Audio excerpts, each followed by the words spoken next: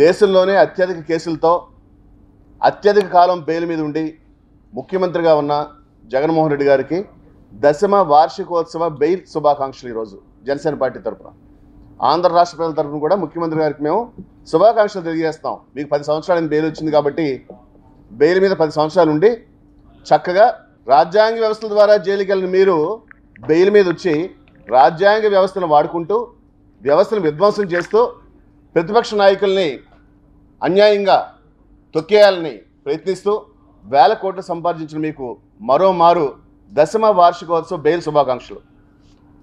వ్యవస్థను మీరు ఎంత దారుణంగా వాడుకుంటున్నారంటే స్పీకర్ అని ఆయన తమ్మినేని సీతారాం ఈవేళ వైసీపీ స్పీకర్, నేను మీరు అసెంబ్లీలో చూశారు, యూజ్లెస్ ఫెలోస్ అంటాడు ప్రతిపక్ష వాళ్ళని, మనోళ్ళు వెనకరండి అంటాడు.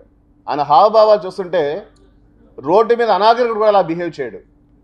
పొన్నవోలు సుధాకర్ రెడ్డి ఆయన లా చదువుకున్నారో లేదో నేను కామెంట్ చేయను, కానీ ఆ స్థాయి పోస్టుకి ఆయన మాత్రం ఖచ్చితంగా అర్హుడు కాదు. మరి ఈవేళ బెయిల్ 10వ వార్షికోత్సవం చేసుకుని జగన్మోహన్ రెడ్డి గారు పరిపాలన ఎంత అరాచకం అయిపోయిందంటే బొండవిల్లి అరుణ్ కుమార్ గారికి కాస్త విచక్షణ ఉండాలి. ఎన్నో కేసులు వేస్తుంటారైనా. ఇదే మార్గదర్శిలో ఈ రాష్ట్రంలో 30 కోట్ల రూపాయలు ఖర్చు పెట్టి మార్గదర్శి కేసుకు సంబంధించి 30 కోట్ల రూపాయలకు సంబంధించి ప్రభుత్వం ప్రజాధనాన్ని పేపర్లో యాడిచ్చి ఎవరికైనా కంప్లైంట్ ఉన్నాయా, ఎవరికైనా డబ్బులు అందలేదా, టోల్ ఫ్రీ నెంబర్ పెట్టాం, దీన్ని ఫోన్ చేయండి, మేము కేసు రిజిస్టర్ చేస్తామని.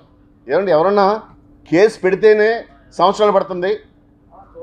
వేల కోట్లు తినేసి 10 కేసులు పెట్టిన జగన్మోహన్ రెడ్డి 10 సంవత్సరాలు బెయిల్ మీద ఉన్నాడు. ఎవరిని జైలు వేసేద్దామని మీరు 30 కోట్ల రూపాయలు ఖర్చు పెట్టారు.